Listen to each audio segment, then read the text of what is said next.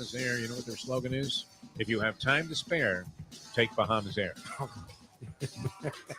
They don't even care about being an hour late. It's not even Spirit Airlines where you have the aggravated people up there at the desk frantically going around changing the time. They don't even give a shit, right? The plane's not even there yet. And it's 4:30. We're supposed to take off at 4, and they still have big letters on time because they're on island time. You're already late. They have to put in parentheses island on island time. They don't give a flying one. I mean, there's no regard for time, whatsoever with Bahamas Air. They still have on time. You look 45 minutes late. There's no plane in the hangar. Nothing at the gate. And then it does arrive, sometimes airlines, they hustle, they turn the thing around pretty quickly, and you're amazed, going, wow, that's a pretty good job there. Did you make sure you have enough gas to get to Cleveland? Yeah, exactly. They pull in, they're already an hour late. We'll take another hour. Why don't you guys go to the bar and have a Bahama Mama? A couple of maraschino cherries thrown in there right on the top there with some foam and some whipped cream. They don't care. If you have time to spare, fly Bahamas Air. I believe that is their marketing slogan. The time. Wake up with Defo, joined by Lubie. Welcome to the Defo Show.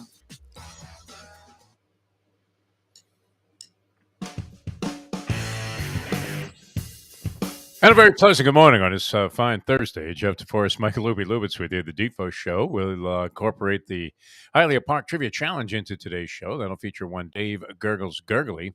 And may go into a little extended time today to accommodate. That's tomorrow, right? Len Robbins tomorrow. Oh, we have a lot going on. Today is a very simple show. Okay, very good. All right, we have the trivia challenge today. Tomorrow we have a full-blown Degenerate Friday, including some extra. Going to be taking a page from our good friends in the soccer world, FIFA, and we will have extra time tomorrow. An undetermined amount of extra time will be played after the ball game is over, and we'll have our good friend Len Robbins, a Degenerate, joining us, and he's with what is the name of the website? Bet smart, bet big, bet your ass off, bet every dollar you have in your pocket. Which is what everybody is advocating today, anyway. And I suffered. What's that? Bet Basics. Bet Basics. Okay.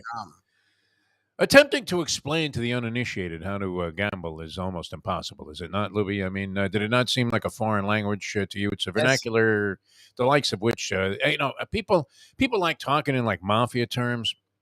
I don't know if it's as popular today to kind of imply that you have mafia ties or that you know somebody that's connected. You got a friend. He can take care of anything. Don't worry about it, man. You got a problem, he'll be able to solve it for you. Don't sweat it. And people like to talk in gambling terms. It's interesting because what was it the professor was pointing out about Kevin Hart, who's doing a lot of advocating for overdog. That's not a term. Oh, the overdog, yeah. Yeah, I don't understand why they have him say that. You have a spokesman. Yeah, I mean, don't they have any script writers that have been involved in this commercial that say, Kevin, I know you don't know shit about what you're talking about, and you really, you may as well be endorsing FTX crypto, but there's no such thing as an overdog. No one's ever heard that term. No degenerate would ever use a term. You know what? I had all the overdogs. Oh my God! I mean, talk about confusion being your middle name. I mean, people sort of dig gambling vernacular, do they not? They like talking in gambling vernacular, but, they're not always using the terms in the proper fashion, which, in this case, last night, I probably took one of the toughest beats I've ever suffered in my lifetime in the Liberty Bowl. Did you watch any of the Liberty Bowl yesterday? Oregon, Arkansas and Kansas. Wow. Arkansas and Kansas. Arkansas laying 2 and a hook in this game. Libby, dig this. Laying 2 and a hook. Okay. All right. So, my personal straight up bookmaking venture with my buddy Francesco. Oh, no, they're laying 2 and a hook. 2 and a hook. Oh, no. Think about this. All right, so I watched the beginning of the game, figuring, okay, let's see how this one's trending. And Arkansas mows right down the field like there was no defense whatsoever. So who gave you the spread? That was Francesco gave you the 2 and a hook. Well, it was 2 and a hook, I believe. Okay. I'm not questioning. You don't want to see. You don't want to know what my app has 2. No. 1 and a hook. Yes. No, really? That's literally, and it might have happened right away. They do instant, the game start. Yeah. I was willing to accept 2 and a hook on this game. In fact, there's no way I should have lost with 2 and a hook. Yeah, go on. No way. on. Except for the cockamamie rules of college football and the overtime system, which is probably a better system. I never thought I would say this because I always thought it was a You don't stupid like way to do, the determination of the end of the game. But it's actually better than the NFL system because at least it has an element of equity to it, or equality to it, where both teams have an equal chance. Maybe you don't like the whole idea of starting at the 25-yard line, you score a touchdown. They made it now where after the first overtime and the second overtime, if you score a touchdown, you have to go for two. Yep. And then in the third overtime, which is troubling for me, especially if you're dealing with a 2.5-point spread, and it was fascinating, the different emotional feelings that you had, because you have to switch allegiance at certain times during the game to accommodate the fact that if things go, according to status quo, you're going to lose. So, you're rooting for a team to win the game, and then it gets into a situation where you now have to root for the other team to do something good so that you can at least extend the game in overtime and have a shot to win. Otherwise, you're out, right? I mean, they were going for a 2-point conversion at the end of the game, and I had to root for Kansas to make it, even though I have Arkansas. Because otherwise, Arkansas only wins by 2. Yeah. So now, after screaming to deny them to get into the end zone, which it looked like they were set up perfectly, there's a holding call and all kinds of garbage going on. And now you have to root for the other team, which is very highlight-esque, where you have to switch your allegiance. All during the first round, you're rooting for the 2. In the second round, you're rooting for them to lose. But this game was bizarre. It's easy pickings. Arkansas goes out, dominates the early portion of the game. They're up 38-13. Jesus. 38-13. They're up in this ball game, and they're up 18 points going to the fourth quarter. Now you have to assume you're going to cover a 2.5-point spread. Yes, that's 25. Up 18. And Arkansas had been relatively unstoppable in the first half. All of a sudden, they can't do anything. Nothing. All right, so and then the game hung in the balance for a long period of time. Now I had to recheck. I thought I was laying 7 in this game. The way the game was going, you would have been happy to lay 14. And I look back again. I see I'm only laying 2 and a hook, and it's still a 2-touchdown game. It's a 15-point game with maybe 5 minutes to go in a ball game. So, Kansas goes in, gets a touchdown, and you're still up 8, Lubie, up 8 with about 2 minutes to go in the game. Okay. All right. It's fine. That's a good spot. Arkansas, all they have to do is run a little clock there. They don't have to score, nothing. So they end up going for a third down play, and they throw a bomb and take it deep into Kansas territory, and the game is on ice. And then somehow they end up, they run a play, and it looks like it's going to break, maybe even for a touchdown. The guy is tackled. He's on the ground, and they rule the play a fumble. He fumbles the ball. No. He has possession of the ball. His elbow hits the ground, and they rule it a fumble. All right? Aren't you just kneeling or what? At this point, when the fumble occurred, they were up 2 touchdowns. They were up 15 points. This is what, like 5 minutes to go in the game or less. All right, so they take the fumble. They let it stand. You're watching the replay, and the announcers do the usual thing. Well, I don't know. I'm looking right at it. This is not a fumble. The guy had the ball in his hand. His elbow hit the ground. Then it got knocked loose by the ground. Not a fumble, and that would have been it. Kansas was out of timeouts. They would have run out the clock. Instead, they pick up the fumble. They allow the play to stand. They get the ball at about the 50. They go in. They get the touchdown. They get a 1-point conversion. They're down 8. Oh, Jesus. Still like a minute and change to go in a ball game. Onside kick. Oh, no. All you have to do is get it. They're out of timeouts. Yeah. They roll an onside kick. It goes by everybody and goes about 15 yards, and Kansas recovers. Oh, no. Oh, no. Now they go in for the touchdown with like very little time left on the clock. I guess there was still, like 45 seconds to go when they scored this touchdown. Oh, my God. And now the only thing that you can hope for is that they get the 2-point conversion. Because this would force Kansas to at least attempt to move down the field and get a field goal. And if they get the field goal, you win. And if they get into overtime and they win by 3, which is entirely possible, you win also. So as bad as it was, you still have salvation, my friends. There's still a way out. There is a God. What a disaster. So they moved the ball a little bit with 44 seconds to go. They end up with like 2 seconds to go at the 50-yard line. And instead of throwing a Hail Mary, they run the ball. And that's it. They go to overtime. So Kansas, of course, gets the ball first in overtime. They score a touchdown, and they get the extra point. Obviously. Arkansas gets the ball back. They quickly score a touchdown, get the extra point. Okay. Now they get the ball again. They score again because it goes back. The Yes. team that got the ball last now gets it first in the next possession. Arkansas knifes right through him, gets a touchdown, gets the 2-point conversion. You're thinking, okay, all you got to do is keep them out of the end zone here. And this is under, the auspices of Kansas being completely desperate. They know what they have to do. They have to take it into the end zone. And, you're thinking that there's no way they're going to do it. They overcome a holding penalty, which knocked the ball back to the 30. First and goal from the 30. Oh, my God. And, or whatever. I mean, I guess. It's not first and goal. It's first and 20 from the 30. Yeah, like first and 20 from But the still, 30. that usually ends your drive. Like, that's usually a drive. That's it, right? You're not going to score from 30 yards out, second down. And sure enough, they go in. They get the 2-point conversion, which didn't matter at that point because now they're just going to trade off 2-point conversion tries. So you're screwed now. And Arkansas wins the game by 2. Oh my God. 55-53. What a stupid game. I might as well have just had the under on that game too, as bad as it was. Wow. But incredible, right? A blown fumble call by the officials. Then they look at the replay and they still blow the call. And, of course, Kansas responds with a touchdown. They get the onside kick, and they score a touchdown off of that and a 2-point conversion, and you get fucked. Unreal. What game is that? So I ended up losing all 3 ball games yesterday. Oh, and I was no. involved in it. Ole Miss looked like shit with Lane Kiffin. Oh, my God. Yeah, that was ugly. So funny. They fallen off a cliff. Yeah. And the first game, I forget what it was, but it was a disaster also. I had, no chance in that one. And so that was it. Oh, UCF. Yeah. UCF put up a very poor effort. That was weird.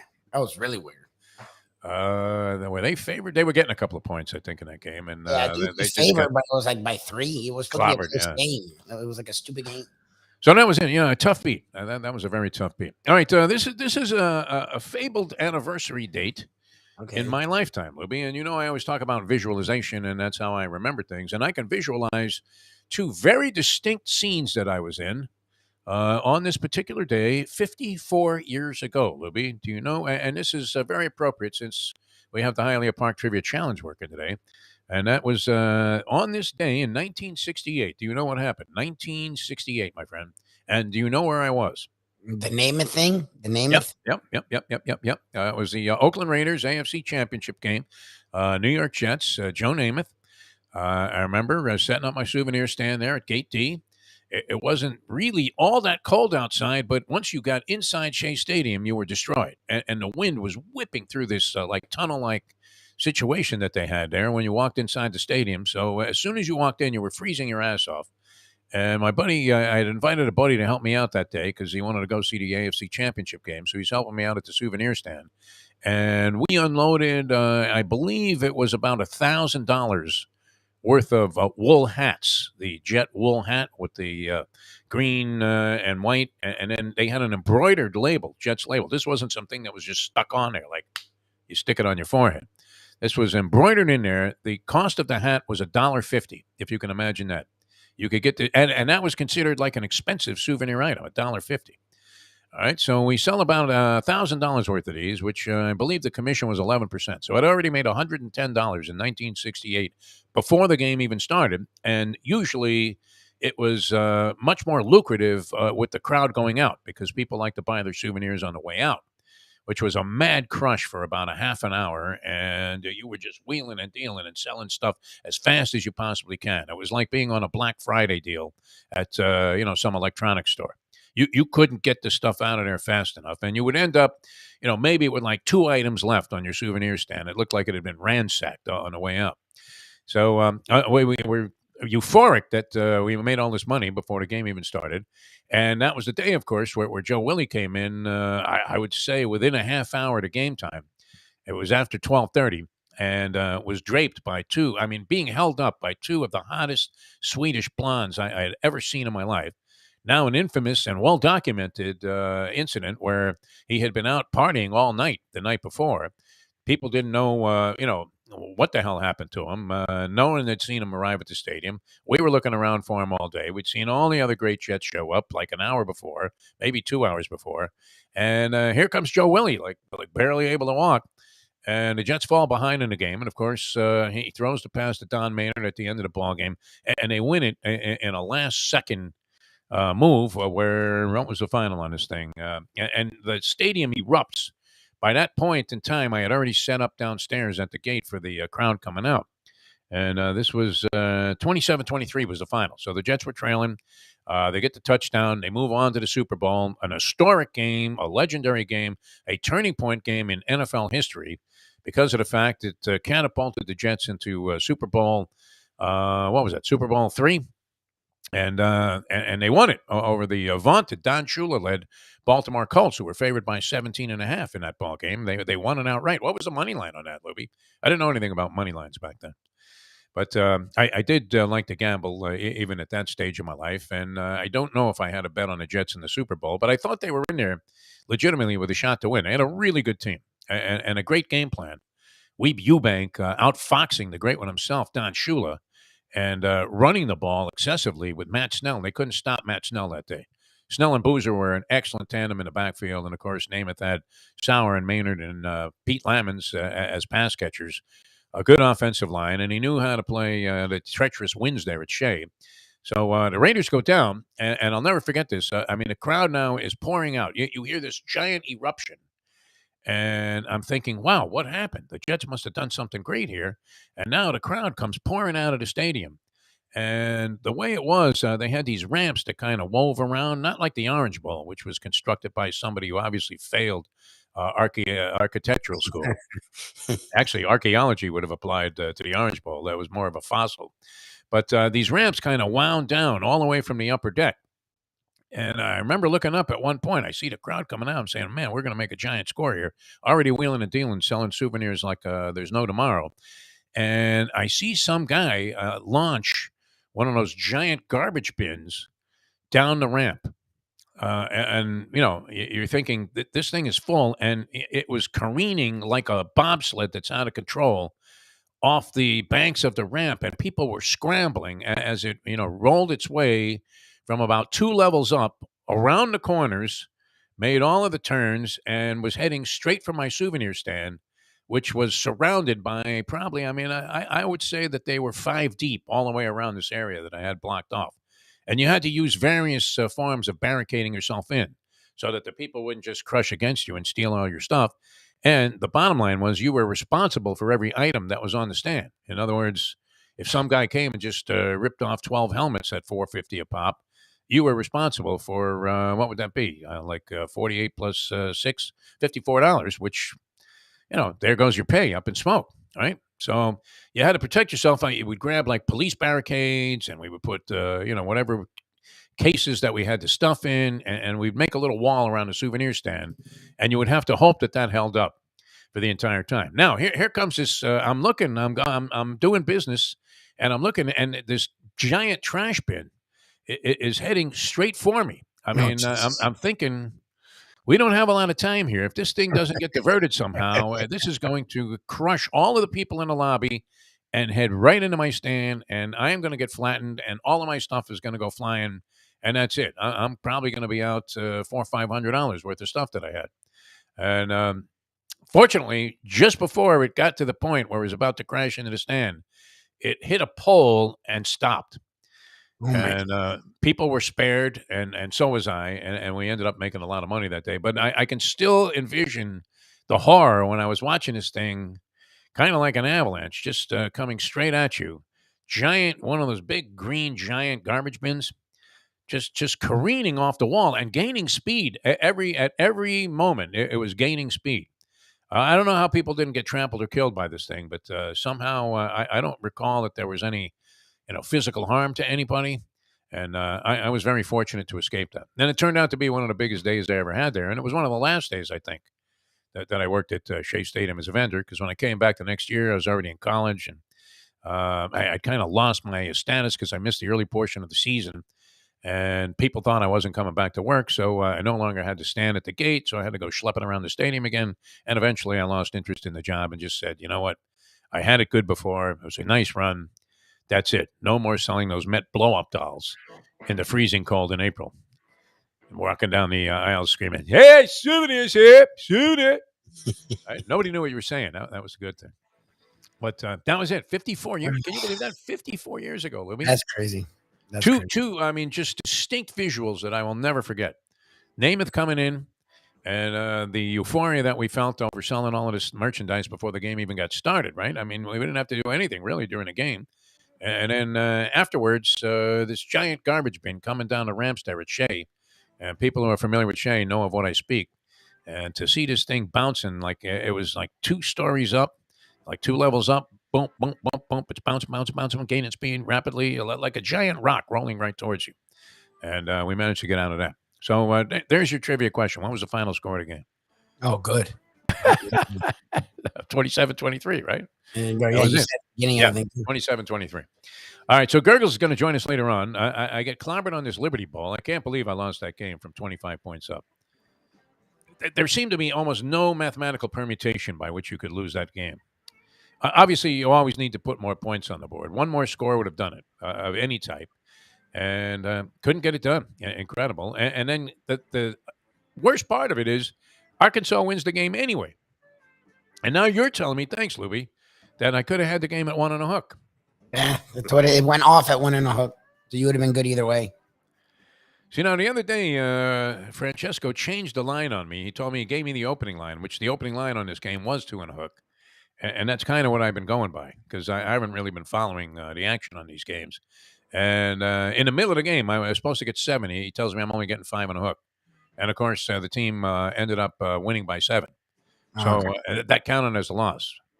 But I don't have the heart to argue with the man. You know? What are you going to do? He thinks I'm being a cheap Jewish prick by arguing about these point spreads. But they're different everywhere, so you just have to come to an acceptance point at some. To lose that game by a half a point, I'm almost ready to concede it to him. I mean, thank God it wasn't for a ton of cash, but geez, such ugliness. All right, a lot of stuff happening, right? Doesn't FSU play tonight in the ball game? FSU? They played today at 5:30, actually. Yes, sir. Playing 9 and a hook against Oklahoma. What do you think, Lubie? FSU? I don't know. I suppose Oklahoma has more and more players not playing, and FSU somehow is almost their entire team playing. And Oklahoma struggled down the stretch, and FSU played well. So you would think that would be a good omen for FSU, but I'm not sure. I have no idea. These bowls have been freaking weird. Yeah. All right. Let's hope that, FSU prevails there for your sake. And people have FSU on the ascent in the offseason. Everybody's saying, hey, everybody ought to do it like Mike Norvell, which was not something that you were a big advocate of early in Norvell's tenure there. You thought it was a bad hire. You thought he was doing a lousy job. And now all of a sudden you're Mr. Mike Norvell, which is great. I don't even want to know about this game. Minnesota and Syracuse. Oh, God. Unbelievable. Syracuse is getting 11 points in this game, but they've been horrible ever since they got off to that 6-0 start. Yep. And you would think that Babers would be more likely to get fired than be applauded for the season he had after looking like he had really turned the program around. All right, we have to run because Lubie has to run. Okay, so we'll do that. Dave Gurggles Gergely is standing by. Gurggles, how are you, my friend? Doing fine. Ready to rock and roll. All right, we're going to let Lubie go take a leak, and then we're going to come back. That's the way we do business here on the show. The first year, actually. Perfect. Yeah. Thank you for So we'll tell you about Hialeah Park and all of that stuff in a moment, and we'll have the Hialeah Park Trivia Challenge. Dial us up if you want to play, 954-417-0070. Back with that and more in a moment. And Lubie, now that. The time. 7:27. Play the ponies in style at Champions, the outstanding simulcasting room at beautiful Hialeah Park. Yes, the grand old lady of thoroughbred racing has never been more vibrant, and you can wager on the races from the top tracks around the country while enjoying a cocktail at the Brass Rail Bar or any of the fine food served throughout the facility. If poker is your game, you're covered in style, and you can play all your favorite Vegas-style games, including blackjack, craps, and roulette, in Hialeah Park's sizzling hot casino. Get a player's card when you walk through the door for all kinds of generous amenities, including our favorite, free play, when you come out to the ultimate casino and entertainment destination, Hialeah Park. Hey folks, Tony Segreto here. You know, since day one, Catholic Health Services has been part of Old School. And since we've started letting people know about them, it's changed their lives. You see, Catholic Health Services, while being recognized as one of the top places for stroke rehab in the country, it's also about a group of people who not just excel in what they do, from the doctors to the nurses to the therapist, on and on and on. It's how they do what they do every single day that separates them from the pack. They do it with a passion, unmatched, and the inclusion of family in every step of the process. Trust me when I tell you this. If you want the best, unmatched rehab with a special group of skilled, caring people, there is truly only one place, and that one place is Catholic Health Services. These days, we're all looking for comfort anywhere we can find it. Thank goodness for Landlubber's Raw Bar and Grill in the Plantation location, because they are making sure you are as comfortable as possible. First of all, they're not only open for delivery and pickup. All you have to do is go to landlubbersbarandgrill.com for both pickup and free delivery. Their hours have changed a little bit. Monday through Thursday from 3:30 to 10, and Friday, Saturday, and Sunday from 11:30 to 10. You're going to have the best wings in the world. You're going to have a great burger. You're going to have their amazing soups. Again, Landlubbers, Raw Bar and Grill. It's nice and easy. Just go to landlubbersbarandgrill.com for both your pickup and free delivery. Thank goodness for Landlubbers for making you always feel right at home. Oh, Solo Volante will be coming late. Oh, Solo Volante, the Belmont's now a mile and an 8. The finish line is coming up quick. Luca Panici just switched the stick. The only way to get your morning started is with Defo, joined by Lubie, right here on the Defo Show. All right, that was quick, Louie. Obviously, you only had to pee. I mean, no? Wow, if you did that fast, that's amazing. We're here. That's a radio trick I've learned over the years, and never had to do it that quickly. But we're here. Good morning. All right, very good. All right, we're back and ready for the Hialeah Park Trivia Challenge here on the Defo Show. Good to have you guys with us. 954-417-0070. We welcome into the program, one of the greats, and been doing this a long, long time with us. Really the ultimate when it came to hosting any kind of bar event. There a long time at Shula's Steak too. Trivia contests, whatever, draft parties, was an expert at that, and just an all-around good guy. We welcome to the show the great Dave Gurggles Gergely. Gurggles, how are you, my friend? Doing great. Speaking of parties, I just got the word from our good friends at Hialeah Park. January 29th, the handicapping contest again. Oh, great. So mark it on your calendars. Yeah, go to hialeahpark.com and get all the details. You can win the great prizes, including a seat at the handicapping championship in Vegas. So the 29th, it's a Sunday. I think it's the week before the Super Bowl. So probably no games that week. And go out to Hialeah Park, get involved in it. Go to hialeahpark.com and find out how to get in. I was there. I participated, I think, 2 years ago. Leslie and the Duke, I think, sponsored it back then. Yeah, Altitude International, which unfortunately isn't doing as well as we had anticipated at this point. I don't know exactly what to do with my 100,000 shares, except it's not even worth the redemption. I think by the time you paid the commission to whoever would sell these shares, you probably end up owing them money, which is unfortunate. Great idea. It was a tremendous concept. I don't know what went wrong there, but unfortunately that project went a little bit south. Now, the contest is great, and I did benefit. In fact, the last time I was in Las Vegas where we had that fabulous party, which you were the big star of, the 70th birthday celebration.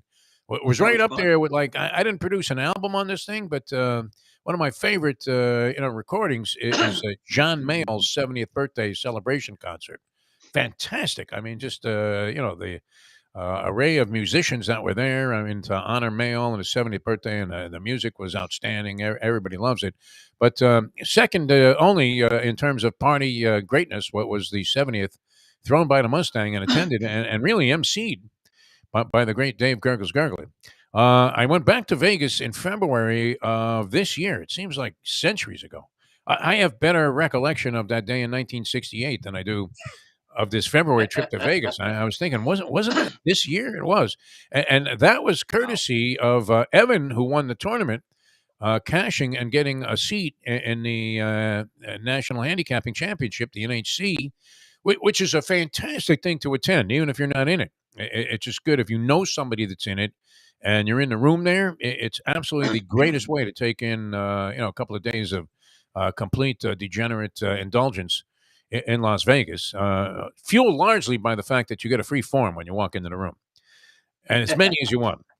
And then they usually have like a nice, arrangement of food. But that's, I think, a 10 grand buy-in if you can buy in. I'm not sure. Can you still buy in just outright to the You NHC? might be able to. I know Hialeah's is only 500. 300 is your live action, and they include a breakfast buffet, a lunch buffet, and they do a great job with this event. I was in it, I think 2-3 years ago.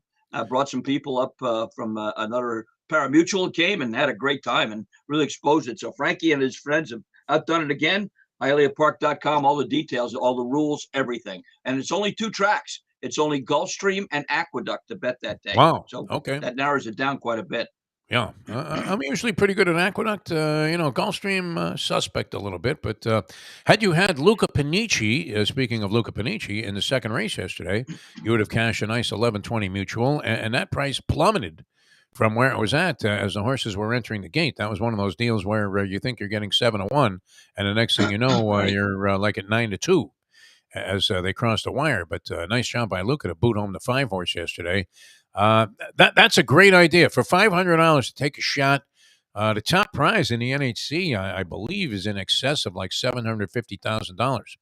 So, Wow. and they pay pretty deeply into the field. Now, you're in there. It's kind of funny because you're in there with like all of these different people that at least seem to feel that they are outstanding handicappers. It's not really an amateur event.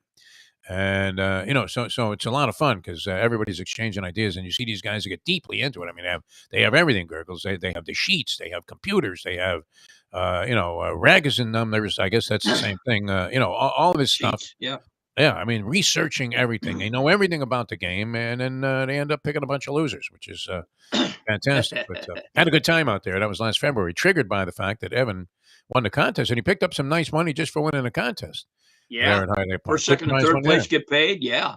And you get to keep the cash you win as well. So it's Yes. a first class operation. Really, really a great thing to do. And make sure you go to HialeahPark.com if you want to get in, because they'll close, I think, the day before. You can't just show up that day and say, I went in. So Yeah. it'll be limited. And they bring the Sharpies in too. People Yeah. will come down from New York because they think, well, it's going to be a small field. And these are country bumpkins at Hialeah. But Evan proved that wrong. That's no doubt about it. Well, he's a good contest player. He's won a bunch of seats into the NHC. I think that was the second year in a row that he ended up with a freebie seat. He had the option. I guess you have the option of playing multiple tickets, which can be advantageous if you're going for the big prize money, or you can spread it out and play one ticket. If you have, say, 2 entries like he did on subsequent years, which it's a nice way to do your business there. You still have a chance to win the contest, and you're going back to Vegas on an annual basis to hobnob with all of the great people that are heavily involved in thoroughbred racing. It's a heck of a lot of fun. So recommend the contest wholeheartedly. Might be worth a shot. I'm not a good contest player, though. I never really got involved in that stuff. But you only have to pick like one good long shot winner and hit it for the right amount of money, and next thing you know, it's Viva Las Vegas. So that'll be a lot of fun. Plus, they're having a New Year's Eve party there, and that's going to be great. Yep. And boxing coming up in February. So 2023 is going to be another dynamite year, as all of them have been at beautiful Hialeah Park. All right, how was your Christmas, Dave Gurggles Gergely? Wonderful. One of the golfers here is an accomplished chef, Irish guy, cooked Italian for Christmas, and we had a feast. Probably had people from 4 or 5 different countries there, so it was a nice language barrier, so I didn't have to listen to anybody. I could just nod and smile. Good, yeah. Yeah, So you didn't I have had to depend on no, listen, which is good. no. I smiled, and we watched the Dolphins. That was one of the guys there was a Packers fan, so it was a Christmas present for him, but not for the Dolphin fans. So they might be in some trouble. What do you think about all that? I mean, is Schuler rolling over in his grave watching his season transpire? He may be just stomping and gritting his teeth at it. I don't blame the coach on this. I just blame just a complete breakdown of some kind.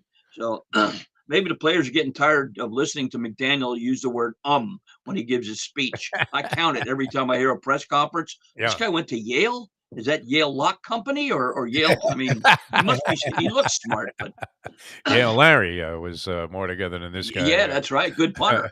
Yeah. Well, I mean, it seems like he's today. reaching for an intellectual explanation. which is why he kind of slow paces the conversation, as opposed to that guy McDermott from the Buffalo Bills, who gave one of the worst interviews I've ever seen. When he was interviewed, I guess it was going into the second half of a game, and young, attractive female reporter came over and asked him the obligatory two questions. They know they're going to have to answer two questions. And I would say the over-under on words that he spoke was three and a half was the over-under. He spewed out a couple of cliches that were as short and curt as you could possibly get, and then went right back to coaching the Buffalo Bills that day. And, that was in stark contrast to McDaniel, who went on for a while, and you would have thought that it was Aristotle on his deathbed. It was unbelievable, the way that he was spewing out wisdom and far-fetched concepts. All right, what's happening for New Year's? Anything big over there at Miami Lakes Country Club or whatever that? Well, we tragically, the day after we had our show last week, our starter JD, who worked here 30 years, he was on Channel 7 News that Thursday night, I believe. His house burned down. No. Yeah, so we started. Yeah, so he came to work the next day. What a trooper! I mean, so we put him up in the hotel first. Now we got an apartment in the Lakes. A lot of our members, and they started a GoFundMe page, so they're well on the way to helping this guy back off his feet. And he's just one of these guys that's always cheerful, always in great shape. So he's on the rebound. We're glad about that. We're busy on the golf course. We've got, I think, 210 golfers playing today. Wow. And plenty more Friday and Saturday. Me personally, Saturday for probably 15 years, I worked over at Stake 2, which was called then, in a tuxedo for New Year's Eve to talk to people, like dancing, everything. The last 6 or 7, I sit on my balcony with the best bottle of scotch I got, a Perdomo cigar, go through my phone and call everybody I haven't talked to, from Richmond Webb to Ted Hendricks to people I knew back in Allentown, Pennsylvania, sit there with a cigar and a scotch. And that's how I pass New Year's Eve. I don't make midnight. Nah, not for me. How about you? New Year's Eve, I think I have like a freebie at one of the local casinos for dinner. And so I'm going to do that. And then that's probably going to cost me about $400 after Mustang exhausts her free play. So this steak dinner is going to be rather expensive. I have a funny feeling. Yeah, I mean, I used to do that when I did a lot of cocaine back in the day. I would call it, and that was not uncommon for people that were using coke. They would call everybody that they ever knew in their lifetime and tell them how much they meant to them. And then the next morning, you were absolutely dying, thinking, how am I going to go to work like this? And that was that. You didn't remember talking to anybody, right? People would say, hey, that was so nice of you to call me and tell me how much you loved me. And I was like, what? We spoke last night? I don't remember. That was great. That was one of the problems, unfortunately, of that particular drug. I mean, it made you feel euphoric, but then afterwards you felt like complete shit, which, made it very easy to stop once you got past the idea that this was a good thing to do. All right, we have the trivia challenge coming up, and you can dial us up, 954-417-0070. How you feeling about this week's bunch of questions? Good. A lot of contemporary ones, a lot of old ones, but a lot of bold questions as well. So we'll test some people's knowledge on that. And I have a couple that I put an L next to mean Lenny. So just in case he gets in, I have some special ones for the him. Chronic is involved here. I don't know. He's got to get by a couple of things, the Scrambler and the other competitors, but usually finds his way into the game. All right. You want to get us started, Gurggles? What do you think? Let's yes, get going absolutely. With it. The Hialeah Park Trivia Challenge. This will be our first set of questions. You heard from the Polyman earlier. Seems to be doing well, the Polyman. Everybody's always asking about his well-being and rooting for him to be doing well. And I don't know that we can predict. Would that be one of the predictions for 2023? The return of the Polyman has what percentage of happening? What do you think? Should bet this with Frank Fiore. The return of the Polyman. What do you think? 44%. 44. That's high. I was going to say I think he's going to return in some form. We had him on the phone the other day, but if you're talking about returning like this, I don't know. He couldn't figure out how to do email. That scared the living crap out of me. Yeah. I mean, think about it. Who deliberately is technically, I don't want to say, you're not inept that you could do it, but you refuse to acknowledge the modern era. And here you are, Gurggles, looking great. week after week. Sounded good. So I would think maybe we can get this communicated to the Polyman and he can become a part of the program again. That would be terrific. But we will start out in what used to be the typical fashion without the Polyman and some. Easy baseball. This former catcher and battery mate of Bob Gibson on his pitcher once said, "Go figure. Gibson's got to be the luckiest pitcher I've ever seen because he always picks it the night to pitch when the other team doesn't score any runs." What's that? Tim McCarver, Tim McGraw, Quick Draw McGraw, or McGraw Hill Publishing? Loved Gibson with the high cheese, man. All right, let's roll the random phone scrambler. And it falls on Ron. Ron, you're on the Hialeah Park Trivia Challenge. Good morning, Ron. Good morning, fellas, and Happy New Year. Oh, thank you. Same to you, Ron. Happy and a healthy one. That's good for a point. Yeah, that's a. Yes, it All right. All right. Golf, Ron. True or false? Believe it or not, Kid Rock once made a hole-in-one at the Honda Classic Pro-Am right here in Florida. True or false? Let's go true. True? Yeah. Yeah. Pretty good golfer. Yeah. Yeah. Very nice. Him and Alice Cooper, I think, is a pretty good golfer as well. Alice Cooper really got into it. You know who else used to golf a lot? Meatloaf. Remember Meatloaf? Oh, is that right? Yeah, sure. Yeah. He was really into golf. I met him at one of those celebrity scrambles one day, and very very good guy. Was a real good guy. All right, 2 for 2, going for 5. All right, Ron. As I promised, football. Northwestern had a great season in 1949, capped off by winning the Rose Bowl over whom? Cal, Stanford, USC, or UCLA? Let's go Cal. Cal. Yes. Wow. Oh, Cal, 20-14. Holy cow. unbelievable. Well done. Ron's coming in hot. Right out of shoot. I mean, this happened to us last week. Didn't we have 2 sweepers last Yes, week? they're back-to-back. Unbelievable. Back-to-back Yeah. sweepers. All right, got a shot at it again this week. This will be 3 in a row, I think. Yes, Wow. yes, we will. Let's see if we can step it up a little You bit. better All right, go NBA on New Year's AHL Eve. or something. Yeah, I mean, Nah, World Cup. We'll give you the NBA. On New Year's Eve, this player once scored 44 points and had 10 rebounds to lead the Clippers to a 120-104 victory over the Denver Nuggets. Who was that player of the following? Lamar Odom, Elton Brand, Darius Miles, or Quentin Richardson? Oh, jeez. I like that clipper. Let's go, I don't know, Elton Brand. Brand. Would have been my guess, too. Believe it or not, Quentin Richardson. I was gonna say that. 57% from the field. And Darius Miles, didn't he play for the Heat? Miles, no, he never played for the Heat. I like Darius. I thought he Remember was drafted to the Heat. the Golden Arm, Eddie Miles? Remember that guy with the Pistons? Eddie Oh, Miles. yeah, the man with the golden arm. Yeah, Baltimore he was- Bullets. All right, Oh, well, is it Bullets he yes. played with? I thought he played with the Great Pistons. start, Yeah. I Yeah, remember Eddie him with Miles. the He Bullets. was one of my favorites. A very smooth shooter, no doubt about it. The man with the golden arm. He was great. All right, 5 points for Ron. That's a good way to start us out. You can jump on board if you want to play. 954-417-0070. 954-417-0070. What are you feeling about the? Wasn't the man with the What's that? wasn't the man with the golden arm also a Frank Sinatra movie where he was a drug addict?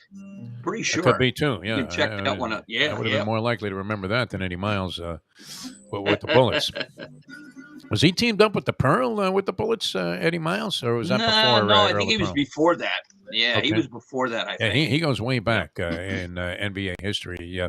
All right. Any thoughts on the championship games, Gurggles, while we line up our next player? No, I haven't even looked at him, to be honest with you. Haven't even looked at the college slate whatsoever.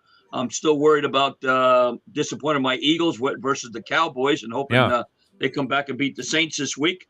And we got a Thursday night game, who's it, Titans tonight? I think. And tonight's action? Cowboys Let me and see. Titans. Yeah, Those, I think it's Cowboys and Titans, and the Titans are really hurting. I can't Titans are imagine them back. even giving the Cowboys. Yeah. You'll find this surprising, but my newspaper was open up to the Aqueduct entries for today, which they haven't been okay, racing good. for a while. They're finally back in That's action. right, they're back. All right, let's check this out. Tonight's action features the Cowboys favored by 11 over the Titans. Titans at home and laying 11 points. Cowboys have been pretty good. I mean, that was impressive what they did against the Philadelphia Eagles. Although the It Eagles really were playing was, considering Gardner Minshew, who sounds like he should be in some yeah, detective, he didn't play badly series. though. He Yeah. made some good throws, but just so my Eagles get in there, I want another chance at those Cowboys because we owe them one as far as that goes. Because the new NFC East all the same. Washington, New York, and the Philly don't like each other, but all three of us hate the Cowboys. That's the NFC East, no doubt about it. Yeah, I want to see Jerry jumping from that luxury suit all the way down to the ground level one day, just doing a swan dive like he was Luganis on the Acapulco Cliffs. All right, 954-417-0070, 954-417-0070.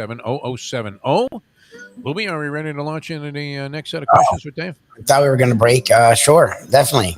Ready. Okay, let's do that. Then we'll toss in a little commercial message here and give people a chance to, regroup and get involved on the phone lines. All right, so here we go. Our next set of questions, Dave Gurggles Gergely. All right. Speaking of golf, this legendary good time golfer on his philosophy of life said, I'm working as hard as I can to get my life and my cash to run out at the same time. If I can just die after lunch next Tuesday, everything will be perfect. What's it? The one I and felt only that way Doug many Sanders. times. Yeah. Yeah. Doug was Sanders, Sat Sanders, Colonel Sanders, or Kentucky Colonels. All right, let's roll the random phone scramble.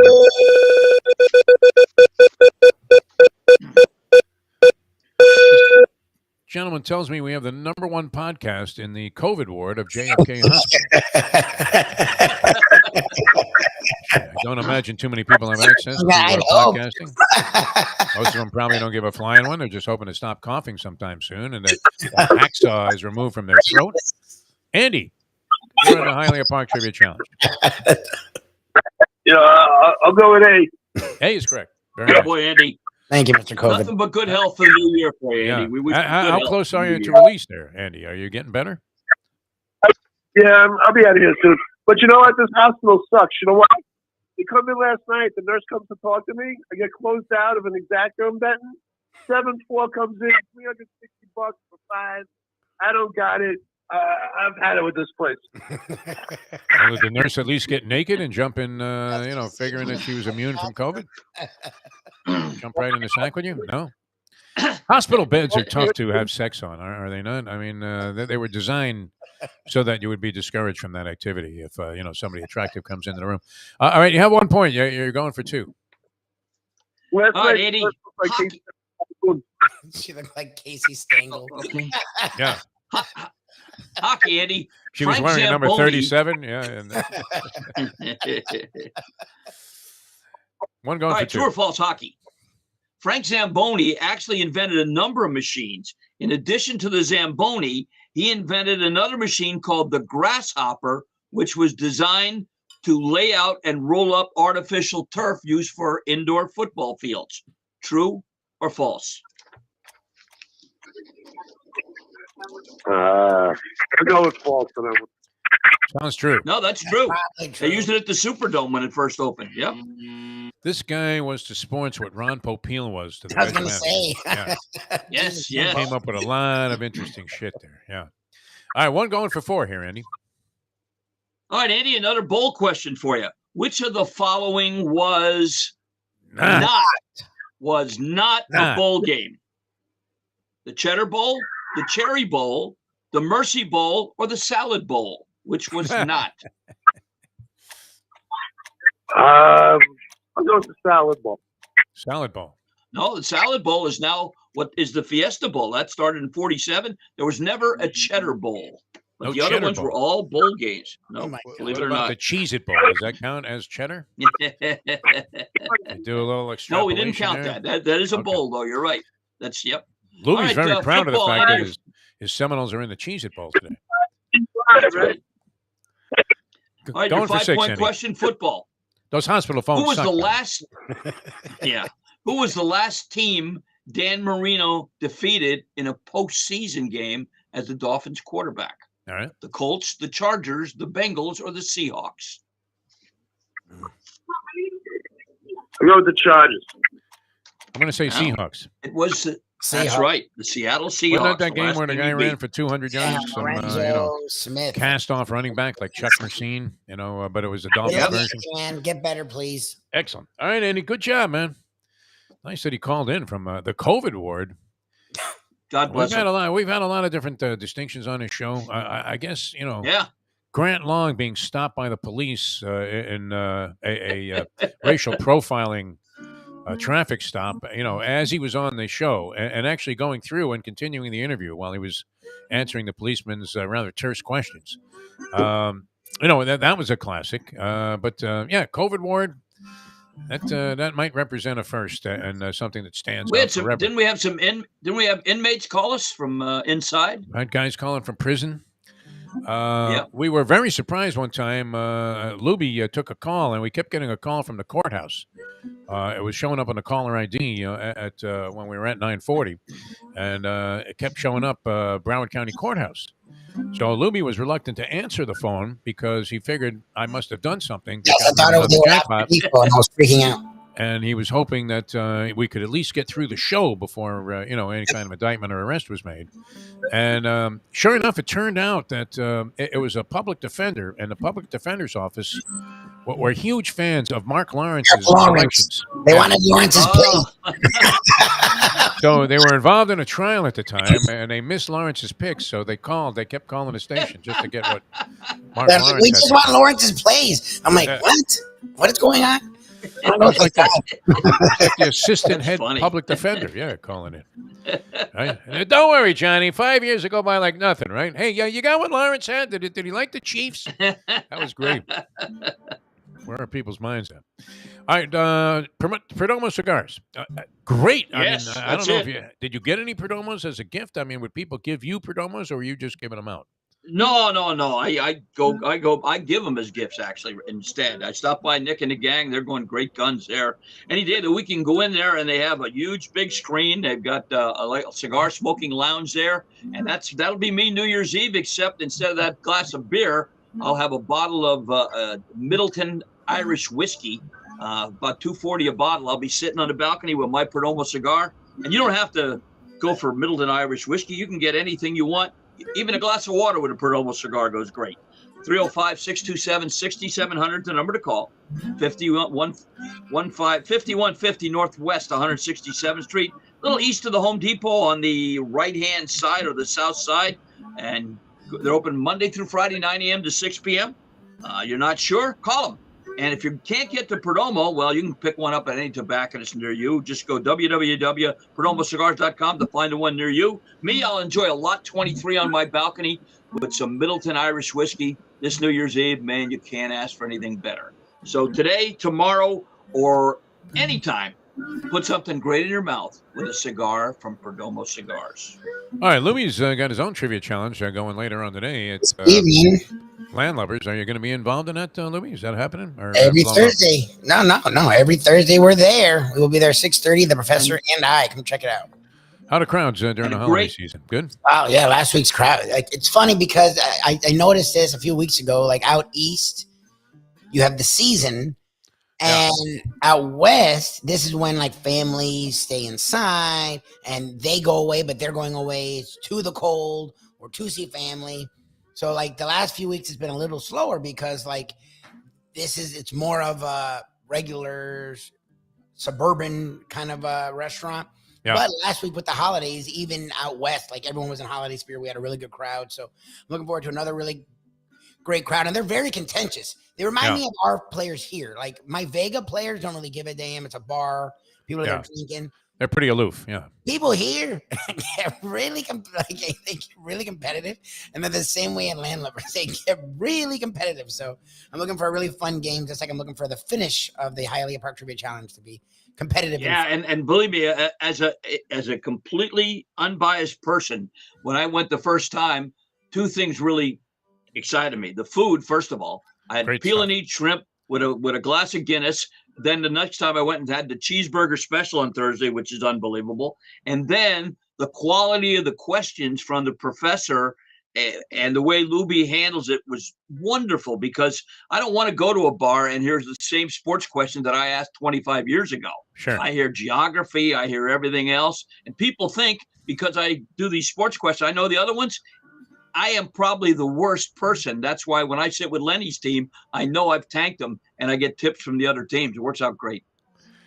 Yeah, when I fantasize about being a contestant on Jeopardy, as you're watching people just bumble their way through the game, I'm always hoping for a sports category, and I figure I would punch in right away and figure I should be able to nail all 5 Jeopardy sports questions. So if you run that one category, I think in Double Jeopardy you'd pick up 3,600 plus what would that be? 4,800, 4,800, 5,600, 6,000. You could pick up 6 times, and that may be all you do, right? And you might be able to qualify, for then you bet it all on the final question, which you have no idea about, and and hope to score there, and you'll end up with 12,000, sometimes enough to win the game. Not usually, but that would be it. I just need one category to be sports, and you got to nail all 5 questions. And that might be a way to do it. Other than that, I'm kind of lost. Everything else, I'm guessing it. Well, for those who couldn't hear me, because I had my mic off, but Gurgs and Defo could, so that's fun. Again, we have trivia tonight, 6:30. It is a very contentious, fun game, so check us out at Landlubbers. And I can't wait to see the wrap-up of this week's Hialeah Park Trivia Challenge. Sorry about that. Okay, very good. We do have Ron with 5 points. Currently in the lead, so wide open to get to the finals here. You can dial us up, 954-417-0070. Gurggles mentioned all kinds of great stuff going on in Hialeah Park. Get involved in that handicapping contest. That's You're cool. a thoroughbred player. That is a good thing. And if you win that thing and you get a seat in the NHC, you are going to be very, very happy and thrilled about it. And that includes like a lot of amenities. It's not like you're on your own there. They give you airfare, I think, for 2, and a room, and also it might even be 2 rooms that goes along with that, and the entry fee, and then you have a shot to win like $750,000. Plus, you're in a dynamite atmosphere, and you might end up making a big score. I think when I was out there with Evan, Jersey Kyle went along with Evan and that, because they were kind of partners on the proposition, and I remember having a really good day in the book there. The second day of the tournament. So, a very, very nice time all the way around. Always good, and very unusual to leave Vegas with more money than you went there with. I would say out of maybe 70 trips there, probably happened 3 times. So my percentages are good with winning marginal amounts of money in Las Vegas and considering it just a highly successful adventure. All right, we're going to come back with more with Dave Gurggles Gergely, Hialeah Park, and a New Year's Eve thing. Check that out at HialeahPark.com. That's going to be great. And El Boxeo is going to be fantastic when that comes up in February. So big things happening at beautiful Hialeah Park. Always a great place to go, and open on the weekends and these holidays until 5 in the morning. So you can just go out, take a little nap in your car. They reopen the doors at 9 a.m. and you're right back in action there. You don't even have to go home.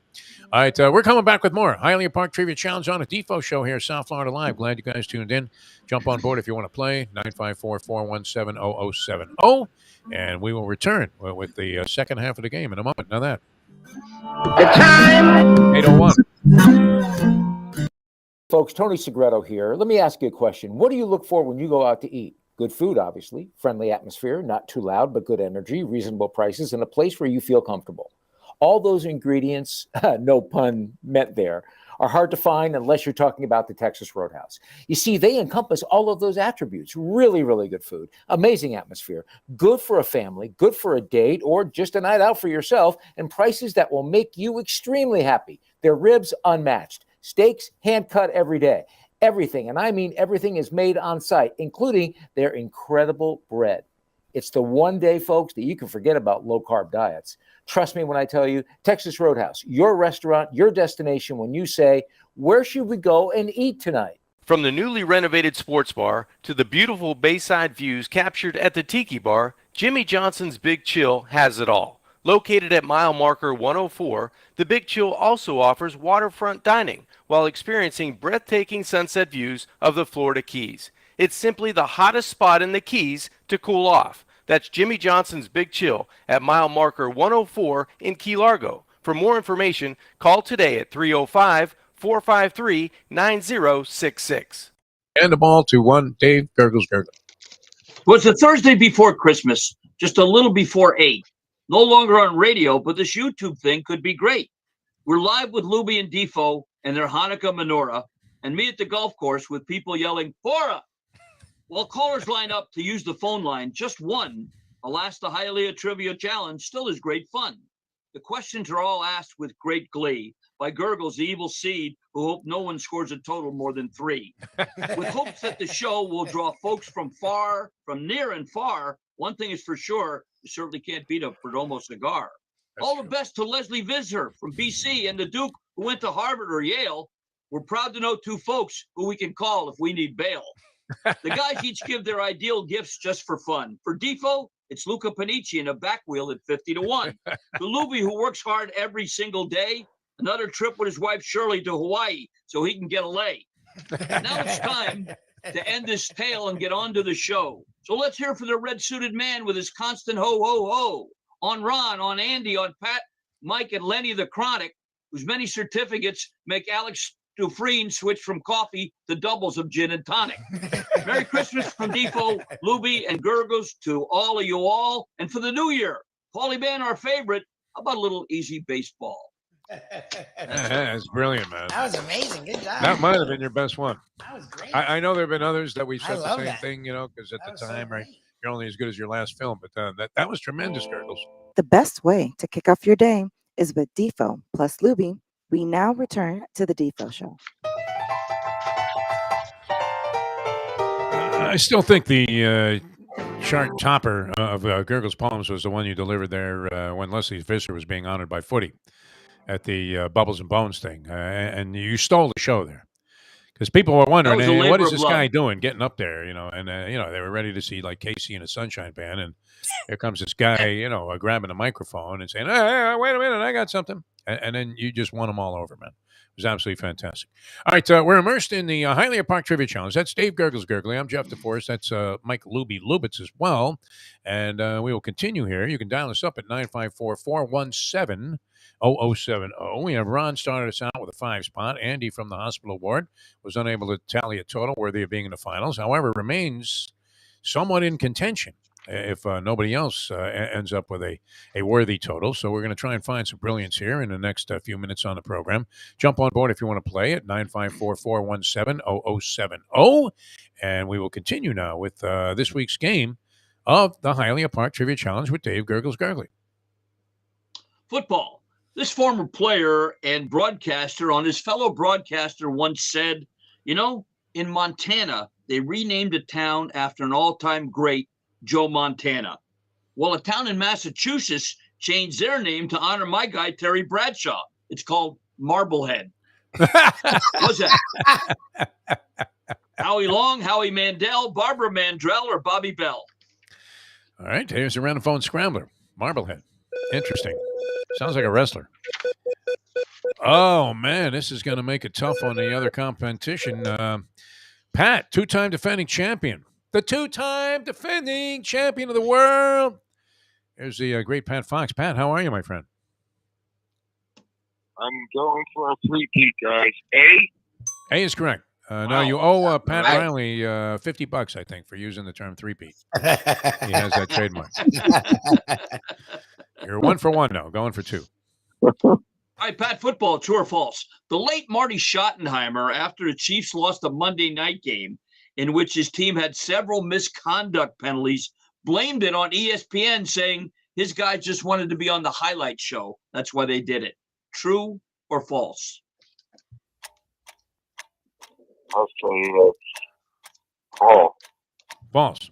No, True. that's true. That's true. Yeah. Schottenheimer, not exactly known as a wacky funster and a quipster, but No, he was probably right about Although that. he was on the NFL cruise that you so graciously let me MC one time. Good guy, right? Yeah, and he was on with his family, and he couldn't have been nicer. So was Bobby Bell, and who was super then as well. Bobby Bell was great. And Yeah, Coach Shula always wanted to know, how's Marty doing? I guess him and Schottenheimer were very close friends. Very close, yeah. So I mean, one of the ultimate coaching firing screw jobs was when Schottenheimer went 14-2 with the Chargers in San Diego and got canned. And North Turner, the coach.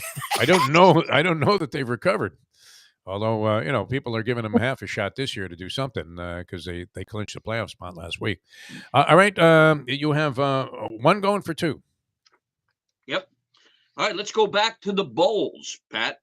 In December 1961, New Mexico two going for five. defeated. Sorry about that.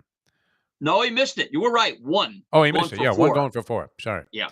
I knew I had it somewhere in the ballpark. In December 1961, New Mexico defeated Western Michigan 28-12 in the first and only Aviation Bowl. In what city was that Aviation Bowl played? Raleigh, North Carolina, Oklahoma City, Oklahoma, Dayton, Ohio, or Seattle, Washington? Dayton, Ohio. Dayton, Ohio. Yes. Yes. Wow. Do you know why, Pat? Do you know why? Kitty Hawk is? Is it around the corner? No, that close. That was the birth city of the Wright brothers, Dayton, Ohio. Well, they're called the Dayton Flyers, so that's Yeah. why I was going to say Dayton. For some reason, they're the Flyers, so I'm like, something has to be flying. Oh, okay. So good Big job. Flyers sounds like a roller derby team, though, doesn't it? I know, but I'm just saying. Here come the Flyers and Joni Weston. I tell you what, she is racking up the points of late. That's a nice rack, also. I mean, she did. She had some big bazumbos. All right, 4 going for 9, and the lead. All right, Pat. Baseball. 2 Cy Young Award winners were born on New Year's Day. Dallas Keuchel and That was Keiko. I'm like, who's Keuchel? Michael. Yeah. Keuchel was my rabbi That's for my bar I was mitzvah. gonna say, I like that name better. We had some Keuchel That's and how some he sponge pronounces cake. it. Yeah. That's how he pronounced it. You guys pronounce it Keiko. Okay, here we go. Was the other one born on New Year's Day Bruce Sutter, Steve Carlton, Sandy Koufax, or Lamar Hoyt? Carlton. No, that's no. As in Fisk. Lamar No? Hoyt, 1955. Oh, wow. In 1983, won that Cy Young. He was born on New Year's Day as well. A little bit of a tough question. Alive, though, for the three-peat is Pat, as he currently holds second place. Ron has 5. We're going to play another player and then get to the finals here of this edition of the Hialeah Park Trivia Challenge.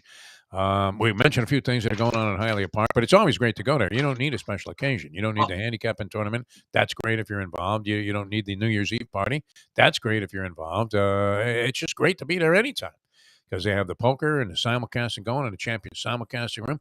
And, of course, all your favorite Vegas-style games. And it's a casino where people win money. It's absolutely fantastic. I mean, to see the number of jackpots. I follow them a lot on the Facebook page and constantly posting, hey, here you go, another guy, 50,000, another person won 80,000. And that's just, the tip of the iceberg, as they say, because, I mean, the real good thing about Hialeah Park is the way they treat the customers and the patrons. They don't want you coming in there and just laying an egg, and hoping maybe you grab the grand prize like it was some kind of lottery. They want you to have a good time. So they have the machines working there, so it's very favorable to the players, much more so than a lot of other casinos. They probably could get away with, not being as generous, but they choose not to because that's the way they do business at Hialeah Park. It's absolutely fantastic. Any day of the week, any night of the week, they're open until 2 a.m. on the weeknights. What is it? Is it 2 a.m. or 3 a.m.? I believe might be 3 a.m. on the weeknights. And 5 a.m. On the weekends and holidays. So always a lot of good action going on at Hialeah Park and a big chance to win. All right, let's do one more set of questions here, and we'll go to the finals. Pat, live for the three-peat, and we'll see if this next person can knock them out of the contention. So here's Dave Gurggles Gergely, our next set of questions. Boxing. This fighter on Life After the Ring said, since I've retired, I eat less, weigh less, train less, and care less. What's that? Ray Mancini, Henry Mancini, Patrick Henry, or Dan Patrick? We've had a few conversations with Boom Boom Mancini, and there may be some elements of CTE involved there because you could ask Mancini one question, and an hour later he's finished. And it covers, everything from Eastern philosophies to, Lou Duva. I mean, it's just amazing how much stuff he can encompass into one answer. All right, the scrambler lands on Mike. He's going to be our final player in the regulation part of the game. Mike, you're in the Hialeah Park Trivia Challenge. Good morning, sir. Good morning, Is correct. You're in the game. 1 point. Tied with Andy. Oh boy, Mike. Football, Mike, true or false? Believe it or not, None other than Condoleezza Rice will be involved in the search for the new Broncos head coach in Denver. True or false? People's favorite. Whoop. That has to be false. I want to say false. Oh, it's true. No, that's True? that's true. That's Condoleezza true. Rice? Yes. They published it yesterday. Yep. It's a big deal. Yeah, people made fun of it. Well, Yeah. they did such a good job picking the last guy. He didn't even last one season, Nathaniel Hackett. And didn't they also have Fangio? I mean, the old fart there that didn't know what he was doing either? Hires, yes. Bad, pretty rough hires, yes. They have had ever since Mike Shanahan, man, they have had no luck, right? Yeah. Josh McDaniels there for a while, and he's bombing out now. He's already benched Derek Carr for the last 2 games. I'm sure that's a big thrill for Raiders fans who are hoping to maybe have a shot there in the last couple of games.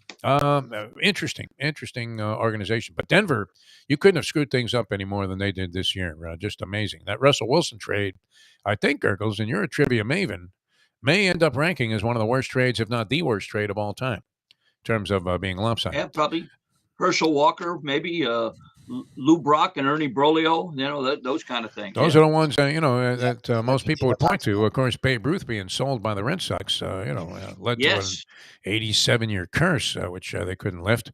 But Russell Wilson, I mean, for first-round picks 2 years in a row, second-round picks 2 years in a row, a bunch of players, one of which I know at least has made a contribution to the team, and then giving them $250 million, you couldn't have done any worse than the Denver Broncos. And he said the way they're going, George Santos will be their next head coach.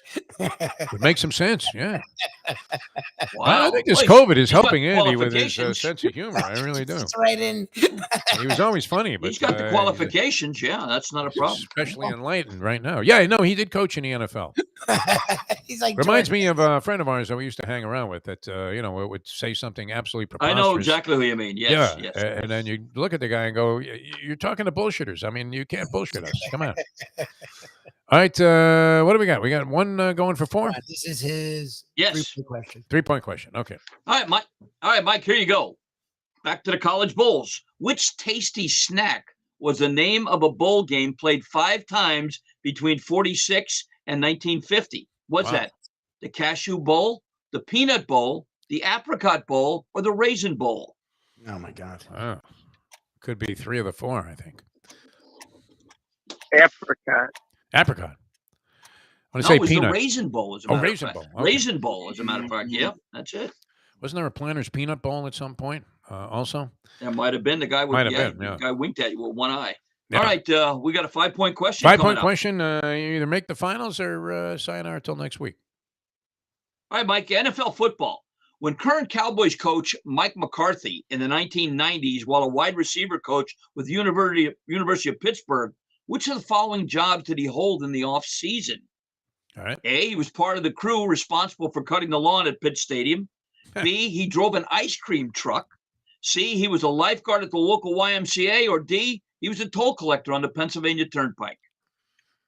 All possible. Ice cream truck. Ice cream truck. Because it looked like he ate a lot. He was right? Best before Sun Pass, he was the toll collector on the Pennsylvania Turnpike. Never happened to me. Wow. All right, that eliminates Mike and sets up a very interesting scenario here, Gurggles, where Pat has a chance to three-peat here on the show, and that's a rare accomplishment. I would imagine very few people have actually have the distinction of having done that. So we'll see if that works out. Another word about Perdomo cigars, Dave Gurggles Gergely. Yes. You can get your Perdomo cigar and go outside at Hialeah Park and sit and look at the flamingos. But you don't have to be at Hialeah Park to enjoy a Perdomo cigar, right in your own backyard. I'll be on my balcony with a nice bottle of Irish whiskey and a Perdomo cigar, and New Year's Eve will be wonderful for me. Whatever makes your day, Perdomo cigars are the one to have. You can buy it as a gift or buy it for yourself. Where you get them? 5150 Northwest 167th Street on the Palmetto. On the south side, just a little east of Home Depot. Give them a call, 305-627-6700, or go online to see their great selections and where they're sold locally to you. www.perdomocigars.com. So make your New Year's Eve a safe and New Year's Day a healthy one, but enjoy a Perdomo cigar, and you'll have a perfect one too. Perdomo Cigars. All right, sounds good. About ready for the finals here. This week's edition of the Hialeah Park Trivia Challenge. Of course, the excitement building And I can hear the chants going up in the background. Pat Fox, Pat Fox, Pat Fox. Can Ron do it? Can he take down the champion? And here's the way it works, guys. We have Ron and Pat. Gurggles is going to fire off a question. Call out your name if you want to answer right away. If nobody answers right away, we'll offer multiple choice. And the first person to call out his name gets first chance. We will go back and forth until we have a winner. Good luck, gentlemen. Good luck to Ron if he wants to dethrone Pat. And Pat, quite a distinction, 3 in a row. I don't know that we've ever had a 4-bagger, so this would keep the streak alive and almost put you in Brady-esque type of stature here on the game with all of those rings. Good luck, gentlemen. Here's Dave with our finals question, our championship question. All right, baseball. On this date, that's December 29th, in 1933, Yankees owner Jacob Ruppert refused to give Babe Ruth his release so Babe could manage what other team? Nice. Anybody? Here's Anybody? multiple choice. What's that? The Boston Braves, the Baltimore Orioles, the Cincinnati Pat, Reds, Pat's or in. the Philadelphia Pat's in. A's? What do you got? Pat's in. What do you got, Pat? The Orioles. Orioles. No. Incorrect. 3 left No. for Ron. Let's see if that turns out to be a fatal strategic move in his quest to win 3 in a row. Ron, was that the Boston Braves, the Cincinnati Reds, or the Philadelphia Athletics? Let's go Cincinnati Reds. Reds. Oh, Yes. wow. He upset the champ. Oh, Yeah, he wanted to get Ladies offered the and Reds gentlemen. job, and the Yeah. Yankees would not release him. Happy Wow. New Year, guys. Thanks. The a lot. winner and Next new champion of the world. That's going to be Ron. Nice job there by Pat to get to the finals after winning 2 weeks in a row. Ron, of course, a dynamite player as well. And both of those guys, I think, will be on hand for Lubie's live version of the game tonight, although it's not the Hialeah Park Trivia Challenge. He does this at Landlubbers. And what percentage of the questions are sports, Lubie? What would you say? Oh, God, very low. Not that many? I would say Maybe 5%. I would Yeah. say like 2 or 3 of the questions. Usually. That's it? Okay. All right. What's the main focus? Gurggles mentioned geography. I'm no good at He's that. all over the place. Ken does them, so he's all over. All the kinds History, of stuff. Civil War. place. It's, well, I it's can't lie. wonderful. Yeah. All right, very good. Gurggles, where are you off to today? You're going to hit the track. It was nice running I'm into you working. at Gulfstream. I'm working. Yeah. No, We're- we're slammed today. Hopefully, maybe I can sneak out later tomorrow. But today I'm slammed. I got a meeting tomorrow with some guys. I got a big group coming in Saturday, so we're very busy for the foreseeable future, which is fine with me. Yep. After Sunday, Christmas Day, I think we had 4 players because the weather was abysmal. But now we're rocking and rolling. So to you guys, safe and healthy New Year. We'll see you in 2023. Yes, Are people sir. out there playing on those cold days? Anybody get out there? Yeah, we had one guy play 36 holes on Christmas Day. That would be the day God I would bless go. him. Yeah, I mean, those are the good days to go when there's nobody Yeah, else he out played there. 18 holes in 2 hours. Yep, rocking and rolling. As All long right, as guys, I got to there's, go back to work. Okay, All right, yeah, well, we'll see you happy later. New Year, Gurgs. Dave Gurggles Gergely. Quick exit there by Gurggles. Yeah, he like You runs. don't want to hang around for any gratuitous conversation. That's for sure. He's the best. Probably had like a box of Perdomos ready to light He's them about all to up at once. go. Have a Put them in a cigar. harmonica. Yeah. All right, we're going to come back with more. We'll take up until 9 o'clock or thereabouts. Brandon Lang is scheduled to join us on our podcast today. That's on the Believe Network, BLEAV Network. And Lang is always dynamite. I guess I'll, revisit my ridiculous beat yesterday on the college playing field as, I had to lay 2.5 on a game where the team actually went off as a 1.5 point favorite. They win it by 2 after leading by 25 and being up 18 going to the fourth quarter. 18 going to the fourth quarter. That never happens. That's one of those things where they whip out a stat where they say, in this spot, teams are 1 and 777. In this situation, maybe even worse than that. 18-point lead going to the fourth quarter, and Arkansas still wins the game, but they had to go to triple overtime to do it and cash in on a 2-point conversion, which I guess if you didn't have any betting action on the game, that would have been one of the more exciting bowl games in terms of its conclusion. And it did seem like it meant something to the Arkansas head coach. He was all excited to be the Liberty Bowl champion, thinking that might aid him in recruiting. What will really aid him in recruiting seems to be the money that's available in name, image, and likeness when they can afford, 2 schools can afford to offer Drake May $5 million to maybe play 1 year for them. Imagine it. Getting more money than some pro quarterbacks to play 1 year of college football. Oh, so Ken heard, and we'll talk with him tomorrow. I hadn't heard this. He heard someone was as high as 12. $12 million. Yeah, I mean, he's good. The kid's good, especially for being a redshirt freshman. But still, I mean, that's a lot. $12 million. Well, what is Caleb Williams worth? I mean, he's already transferred once. I like the new scenario in college football where you have a quarterback and somehow they manage to get 7 years of eligibility and they play for 4 schools as a starter. Yes. Right? I mean, how weird was it? Wasn't it the Georgia quarterback that won the championship and he transfers the next year? He's playing somewhere else.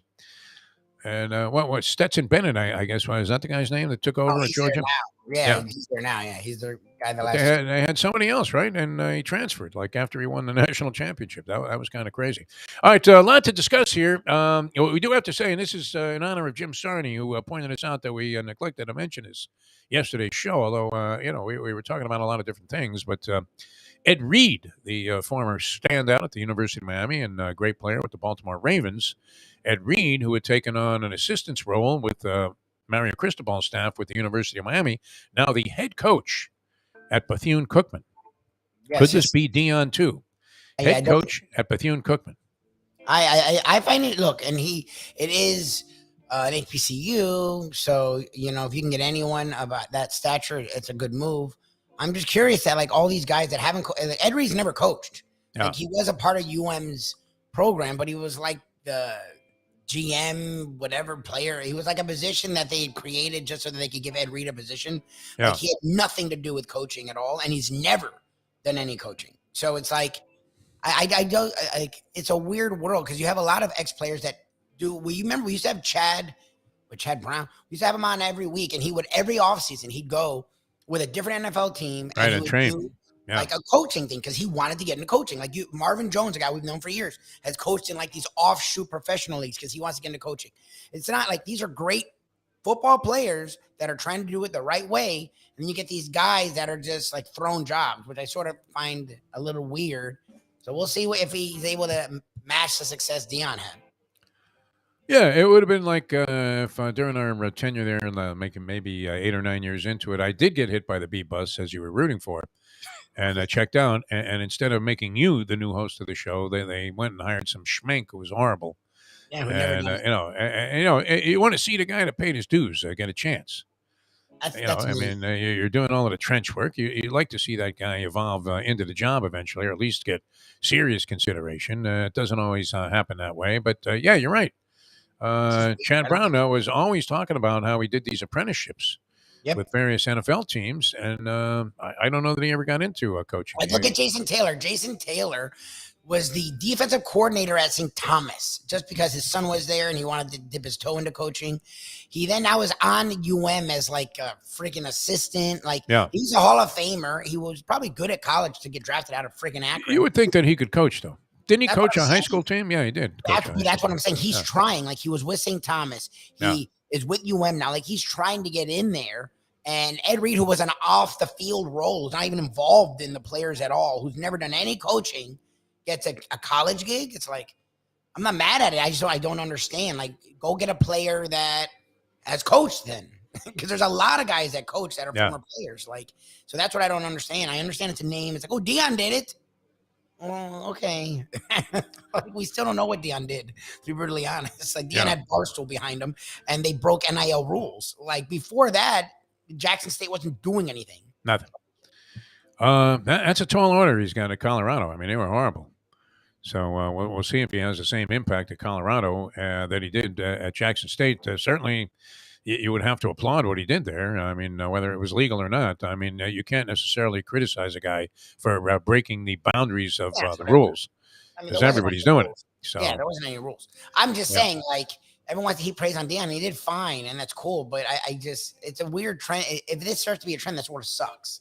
There's a lot of guys that have put time in who do know the game and who probably can coach and aren't even getting a shot because of the stupid thing Dion did. How's that working out in Indianapolis? Yeah, exactly. Just Saturday wins his first game, and now he's looked inept in 5 straight games, including blowing the biggest lead in NFL history to lose 36-33 after being up 33-zip. Yeah, that's how you tank. I don't know that their tanking is going to be that effective, though. I mean, they're going to be one of the worst teams. That's a certainty. But with Houston, Houston is actually trying to win games. I mean, they were 1-12-1. Now they won a game last week, right? 2-12. So and they were life and death to be beaten by Kansas City the week before, going into overtime. So at least they were showing some signs of life. The Houston Texans. That I applaud. I mean, it's kind of like the Dolphins. Which was a better season? The Dolphins bouncing back from 1-7 to finish last year at 9-8, or the Dolphins at 8-3 suddenly find themselves desperate to finish at 9-8. Is it really a sign of progress with Mike McDaniel and Tua, being involved in MVP conversation not that long ago? Just 3 weeks ago. And yet, if you think about it, you had a horrible team coached by Brian Flores, which had no talent, that looked like, it was on the threshold of maybe, going with one victory for the entire season. And they ended up with probably as many wins as this team did. Well, after now acquiring Tyreek Hill. It came out Tua did have a concussion. So Tua is not playing this weekend. Yeah. And it would be hard to believe he's going to play the last game of the year. So, yes, the Dolphins winning 9 games is not an automatic at this point. I will have to. And I don't know that it's all that much of an accomplishment. I mean, we thought that there was no way that they could win less games than they did a year ago after all of the personnel changes they made, including what looks like, a lot of these trades. We were talking about Russell Wilson and how lopsided that is and how it's devastating. And I think it's going to put a stranglehold on the Denver Broncos for a long time if they're not just, self-sabotaged but by the front office to begin with. What was some of this stupidity? But,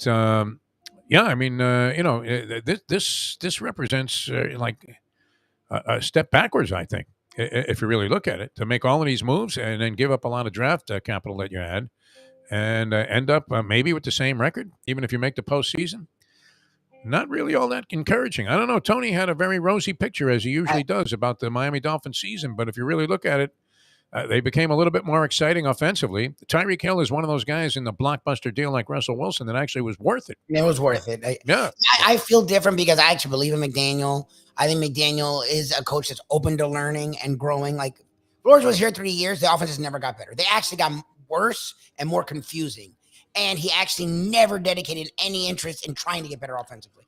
Like I believe McDaniel will try and get better defensively. Like the side of the ball that he's not the coach, I feel like he will go out and get someone and he won't tinker with it and he'll let them do their thing. I never believed that with Flores with the offense. So I have more faith. However, if the concussion thing is real for Tua, that the guy that looked like he finally was going to be your franchise quarterback is not your franchise quarterback because you can't count on him. He's going to miss 4 to 5 games a year. Then the offense isn't in the good shape I thought it would. So yeah, if you take a step back and look at it, it doesn't look any better. And they don't have a foundation to build on because they don't have the draft picks. I just like McDaniel a little bit better than I like Flores. When is McDaniel at a press conference just going to come right out and say, I think, therefore I am? Exactly. I mean, he's going to go Rene Descartes on this thing. It's interesting because he's starting to sound more and more like Ralph Cramden when he's answering questions. And a very likable guy. You have to dig his approach. He's not the usual hard-on, drill sergeant type of coach. But, and for the most part, he was doing wonderful things early on there. I mean, when the Dolphins were, when they started the season on that role, that was fantastic. I mean, he looked great.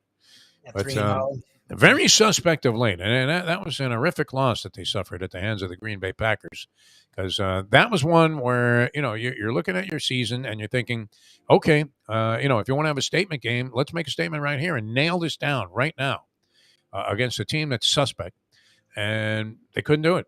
So, and now they go on the road with a backup quarterback against the New England Patriot team that, as of today, Lubie, researching the playoff scenarios and picture, the New England Patriots sit with a 25% chance of making the postseason. They went out. I think they're in because they'll have beaten us and whoever they play. 25% chance of making a postseason. The Finns have a 56% chance of making a postseason, according to whatever mathematical permutations were being done to come up with this formula. The Jets, 15% chance to make the postseason.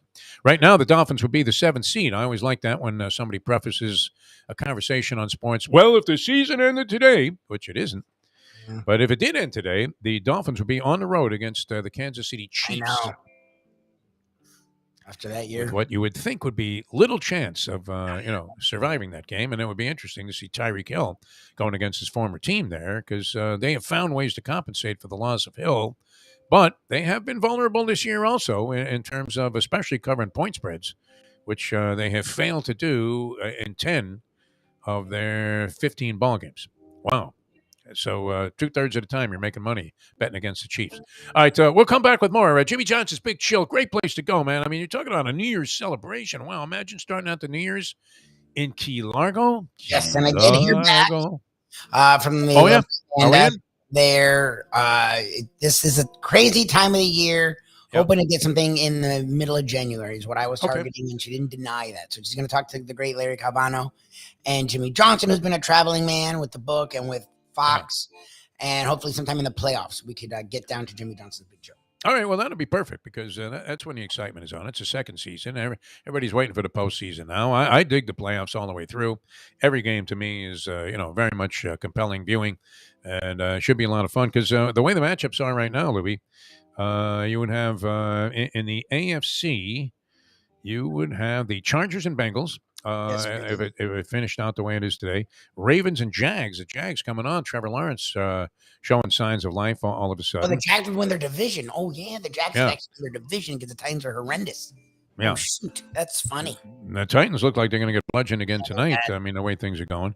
Bills would have the bye week. In the NFC, you'd have Philadelphia with the bye, and it looks like that may hold up.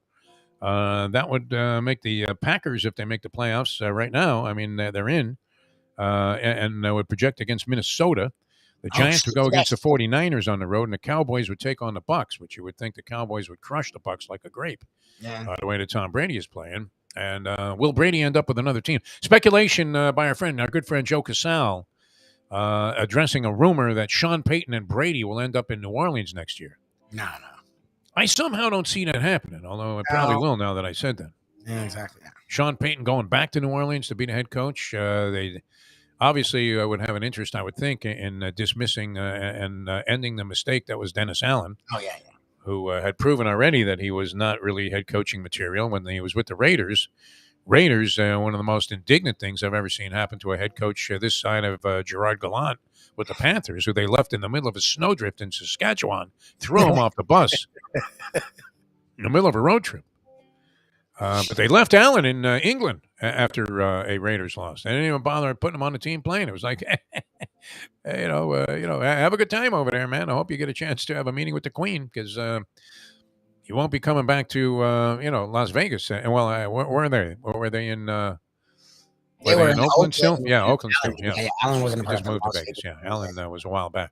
All right, we're coming back with more. Well, we'll take you up until about 9 o'clock today. Brandon Lang scheduled to join us for the Believe podcast. That's always great, and we'll continue in a moment. Now that.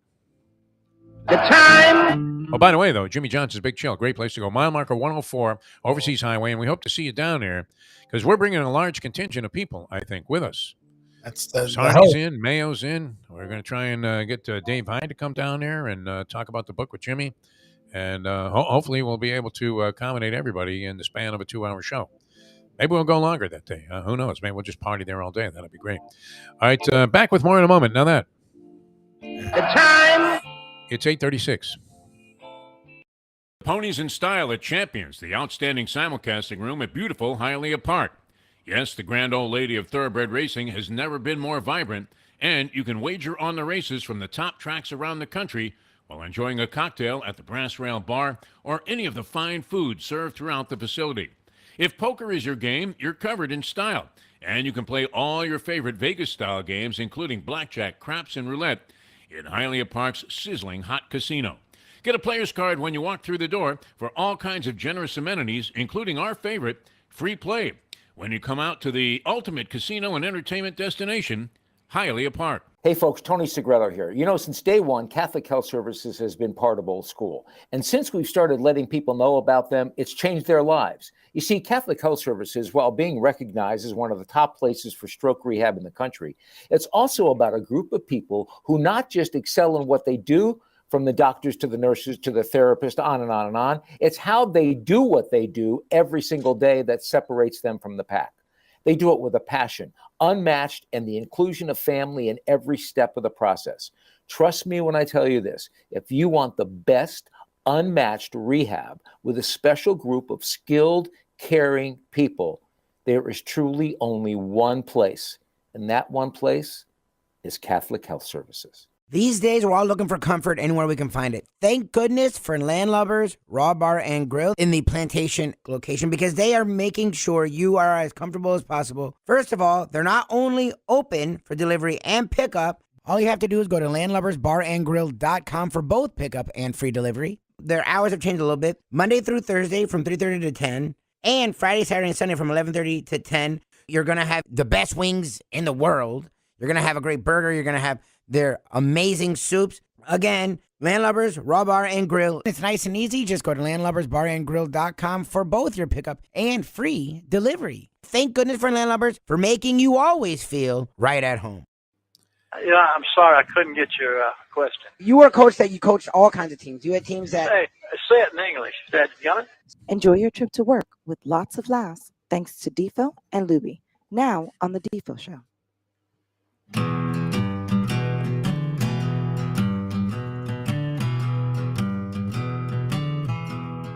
Well, once again, everybody, great to be with you here on the Defo Show. Tomorrow, a full-blown Degenerate Friday as we head into the weekend. There'll be a lot of stuff to talk about on Degenerate Friday as multiple big games will be on tap. So Friday would be what? Now, the big games are being played. Are they not being played on Friday? The two big Saturday semifinal games? Oh, those are Saturday. New Year's Eve. You will have your Okay. Orange Bowl Friday. And that's why Tony Segredo can be down here for the Orange Bowl and still up there for New Year's. How orange is this Orange Bowl? When are both orange teams is going to be against- wearing orange? You got Tennessee and Clemson. They're both orange, and they're both... Or do they break bright out some new Nike psychedelic uniforms They're just pink. for the game that you've never seen before? That's one thing that really has flipped in terms of recognition. I never know which team is which, right? I tuned in a game last night that I had minor action in. Unfortunately, went down. Old Miss was involved, and who was Old Miss playing last night? Texas Tech. All right, so I tune in, and I'm looking. I'm trying to figure out which team is which. I tuned in right as Ole Miss actually made a goal line stand, and I was actually disappointed that the team didn't get in because I had Ole Miss, who lost outright and by a significant margin. But I'm thinking, oh yeah. I mean, that's great. They're right there on the 3-yard line. I thought they were going in for a touchdown, and I realized I was rooting for the wrong team. Have you found yourself doing it where you Yes. don't recognize the team because of their uniforms? 100%. Happens in all sports now. The NBA, you're like, who are these guys, right?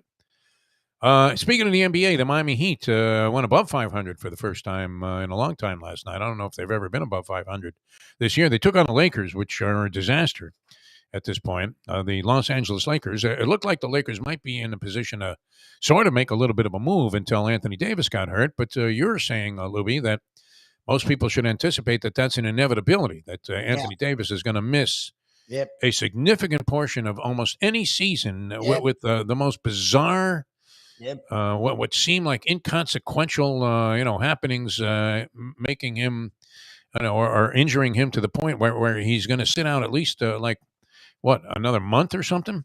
You got at least Anthony a month. Davis. By then, it's a disaster, but it has ramifications and consequences because obviously you're wondering. Couldn't do it there. Don't have the voice for it yet.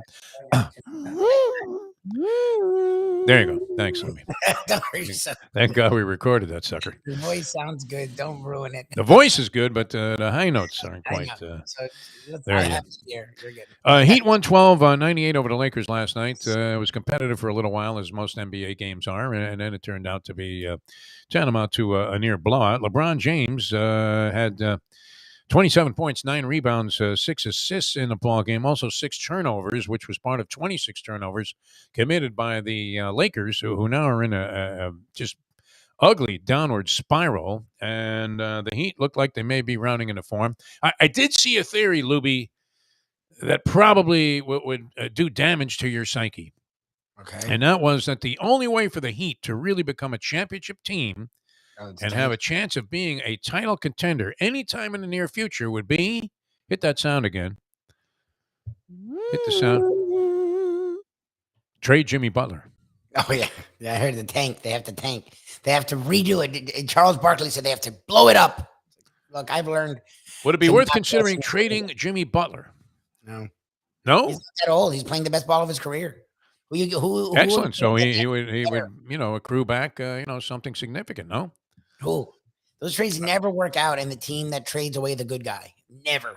Like the draft picks you're gonna get, you better be elite at drafting. You better be like the Celtics, where they ended up getting a Tatum and a Jaylen Brown, because it's so hard to win the trade giving up the best player, unless it's Irving, who doesn't do anything. Like most great player. Look at Donovan Mitchell. Look at the Cavs. I mean, the Jazz are a disaster, and the Cavs are among the On the ascent. He's elite, like Donovan Mitchell isn't Jimmy Butler. Jimmy Butler's a much better player than Donovan Mitchell. Like and he's still playing well. He's not even on the downside. This is actually the best he's played in his career. Like, So you would never consider trading? Not right Jimmy now. Butler. I mean, what are you getting? Like, if it's a rebuild, the Heat don't rebuild. Maybe a good young player. I don't know. I'd Would somebody that was feeling that they were close to contention be willing to trade a very promising young talent and maybe a couple of draft picks for Jimmy Butler? I would think most people would be interested in acquiring Jimmy Butler, but what would the Heat be in a beneficial position if they traded Jimmy Butler in terms of developing their immediate future? No? Okay. So I don't know. Like and especially the way you've seen Hero grow. Hero had 9 assists last night. Bam's finally become more aggressive offensively. Like they actually have the young core that they need. They just need one more dude. Like I don't know. Could it be Oladipo? I mean, does Duncan Robinson find his game again?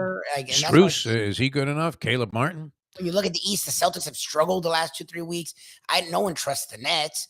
Like I mean, the Sixers are. The Nets have now won, I believe, 10 in a row.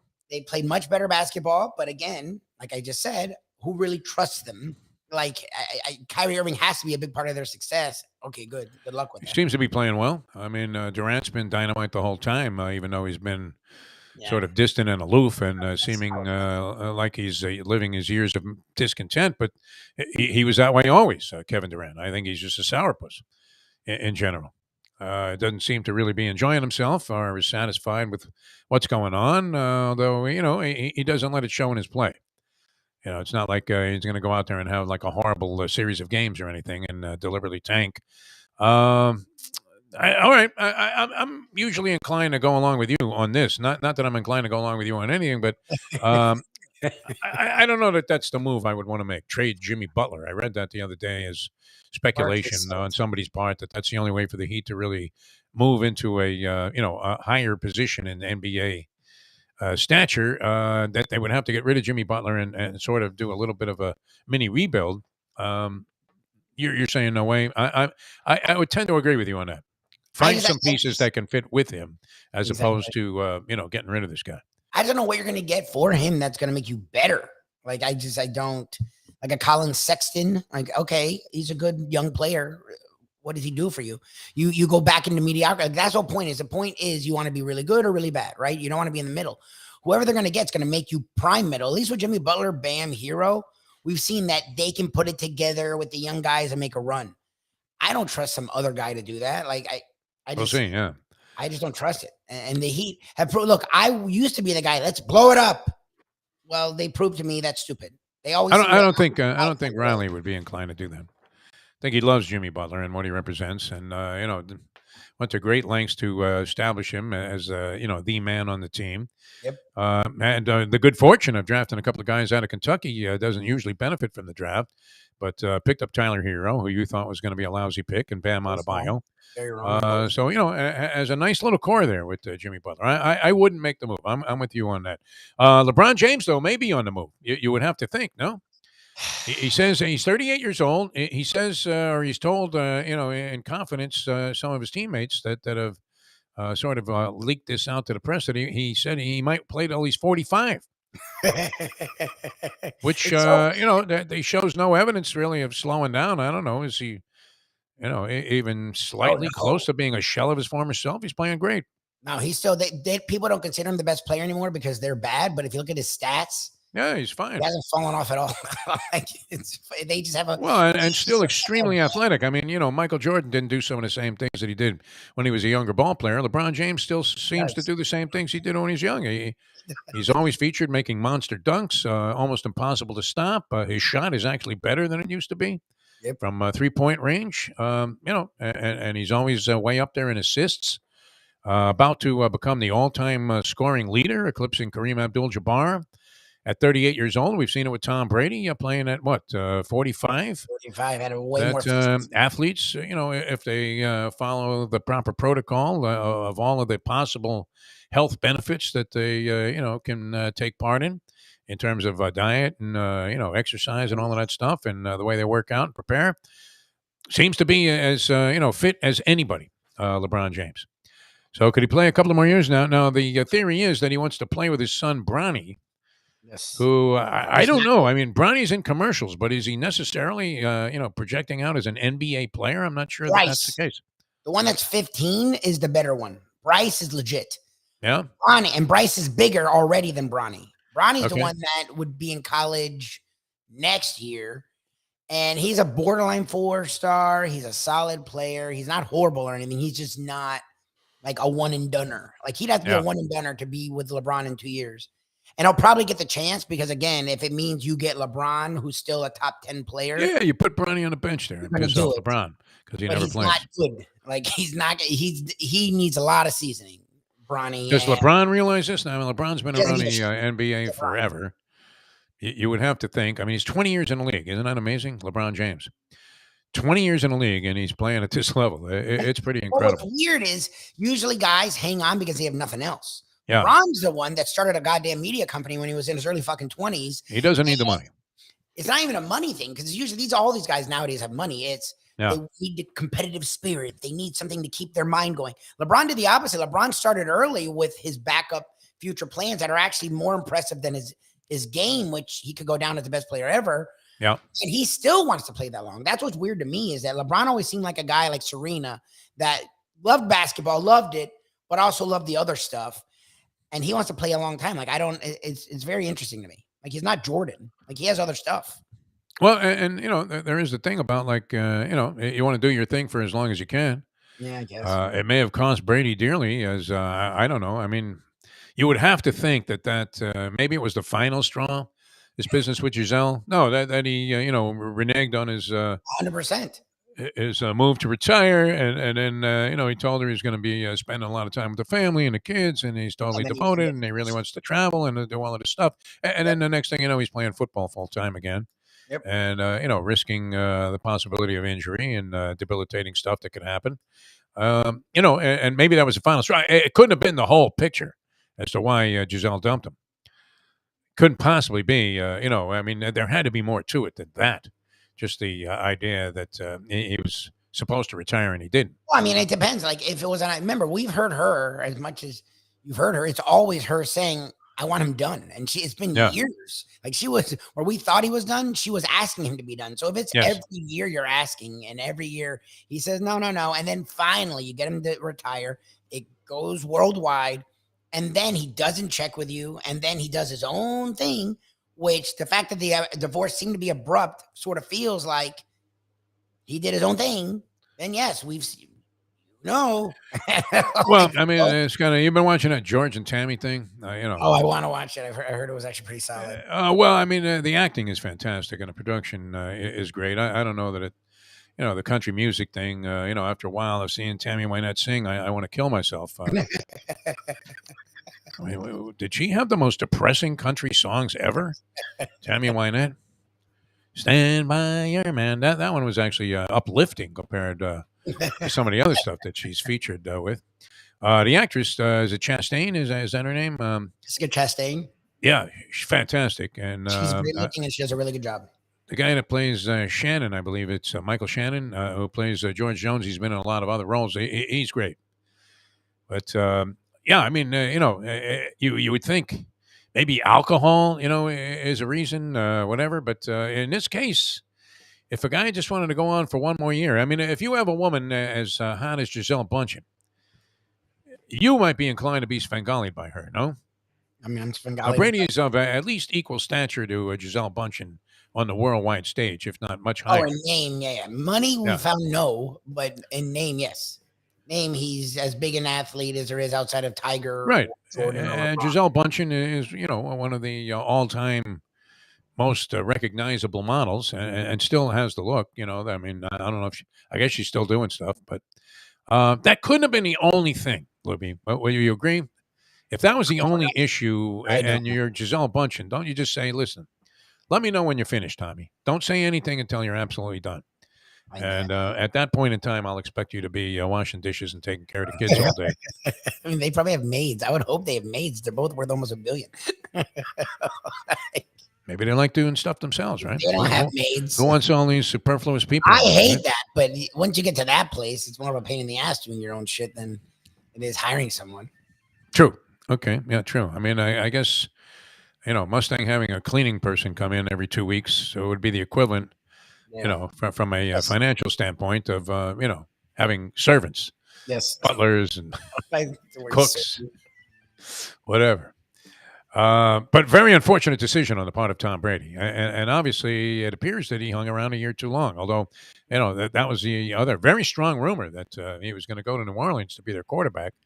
And he'll probably end up quarterbacking some other team next year. What other team would want him based on the performance that we've seen so far from Tom Brady this year? Would you really want to make the investment in having Tom Brady quarterback your team even for one season? If you're the Raiders and you feel you're close and it was just Derek Carr and Josh McDaniels knows Brady, I guess and it's out west and he likes being out west, but I just don't. Does he make you better? I don't know. He does. I see limitations with Brady that we haven't seen before. Yeah. I mean, the team is one of the lowest scoring teams in the league, if not the lowest. They have talent. He's won 3 ball games in dramatic fashion, coming back late. But in all 3 of those games, you could have said that he was as much, if not more, responsible for the fact that they were in that position to begin with than he was for orchestrating the comeback. And then in the comeback, I don't know what it is about teams. They know that Brady can only throw the ball 5 yards in those situations. And they give him. Why do they concede him the outside? Why do they give him 6 to 10 yards down the field? I mean, they just concede that to all of these receivers. You should be able to, find some kind of defensive strategy that would take that away from Brady and force him to do things that he doesn't want to do. Isn't that the object of the game? Yes. If you're a coach. The defense you've been running the whole game. Make the guy uncomfortable. Yeah, exactly. Ran it the whole game. It worked well. Let's change the last 4 minutes. Let's stop. Let's drop way back and allow him to throw all this underneath bullshit and take it right down the field. And then miss a few tackles and allow a guy to roll into the end zone. All right, we have to run. We'll have a Degenerate Friday tomorrow. And check out our Believe podcast. Brandon Lang has been pretty reliable about joining us every Thursday.